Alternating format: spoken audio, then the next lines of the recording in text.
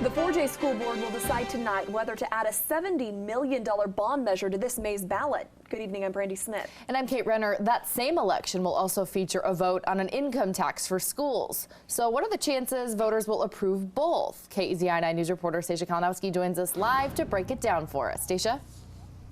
Well, Kate and Brandy, Roosevelt Middle School behind me is one example of a school basically falling apart. But having voters decide on a tax and a bond at the same time has to make school officials feel a little nervous. And the school board already reduced the bond from $130 million to $70 million to improve its chances. This income tax. Wednesday afternoon saw yet another group step out to oppose the proposed tax to help the 4J school district. This is the wrong economy to do that. Too many people are unemployed in our community.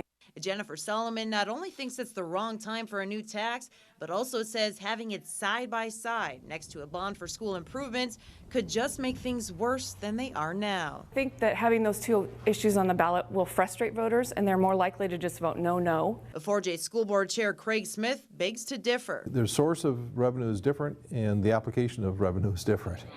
The income tax measure would prevent teacher layoffs and restore school days. Renewing the bond helps take care of things like new textbooks and repairs. Supporters of the bond say the measure wouldn't really cost taxpayers anything because they're already paying for it now. But if people really want to help the schools, voting for the bond proposal will generate much greater return at the school district. If the measure doesn't pass, taxpayers would save money, 9 cents per $1,000 of their assessed property valuation.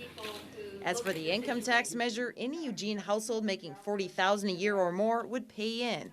So a couple earning $90,000, for example, would contribute $466 a year. Historically, the community has supported the district and their kids extremely well, so I'm hopeful that that'll continue. But Smith admits the bond may be easier to pass than the income tax measure. Probably, in the sense that if you don't have to pay the tax, it may hurt less. As for an alternative to the tax measure, Solomon says this issue should be handled completely by the state, but she also says it will likely be easier to convince Eugene residents than the state because they're in the midst of their budget crisis. Live in Eugene, Stacia Kalinowski, KEZI 9 News.